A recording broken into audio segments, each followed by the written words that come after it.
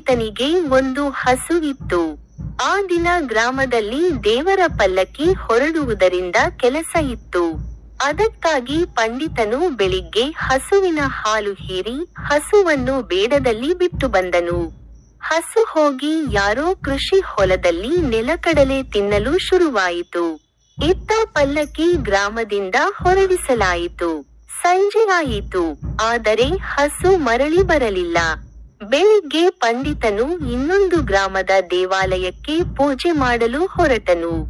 ಅಷ್ಟರಲ್ಲೇ ಪಂಡಿತಾಯಿಯವರು ಹಸುವನ್ನು ಹುಡುಕಲು ಹೊರಟರು. ಹಸು ಕಾಲು ಕುಂಟುತ್ತಾ ಗ್ರಾಮಕ್ಕೆ ಮರಳಿತು. ಮಾರ್ಗದಲ್ಲಿ ಪಂಡಿತಾಯಿಯವರಿಗೆ ಅದು ಸಿಕ್ಕಿತು.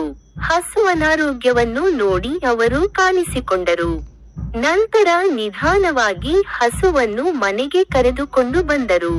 ಒಬ್ಬ ವೈದ್ಯನನ್ನು ಕರೆಸಿ ಹಸುವಿಗೆ ಮಲಹು ಪಟ್ಟಿ ಹಾಕಲಾಯಿತು. ಆದರೂ ಪಂಡಿತ ಹಾಗೂ ಪಂಡಿತಾಯಿಯವರು ಅಳುತ್ತಲೇ ಇದ್ದರು.